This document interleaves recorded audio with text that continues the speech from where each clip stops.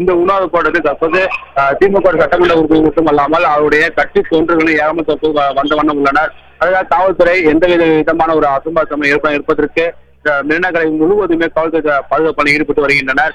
அதுக்காக அனைத்து ஏற்பாடுகளும் காவல்துறை தற்போது செய்யப்பட்டு வருகிறது. தொடர்ந்து திமுக தொண்டர்கள் மட்டும் இல்லாமல் அவருடைய கட்சி சட்டமன்ற உறுப்பினர்கள் ஆதரவாளர்கள் என தொடர்ந்து அந்த உண்ணாவிரத போராட்டத்துக்கு ஆதரவளித்து வருகின்றனர். சட்ட ரீதியாக எங்கள் மீது தாக்குதல் நடத்தியதற்கு உடனே நடவடிக்கை எடுக்க வேண்டும்.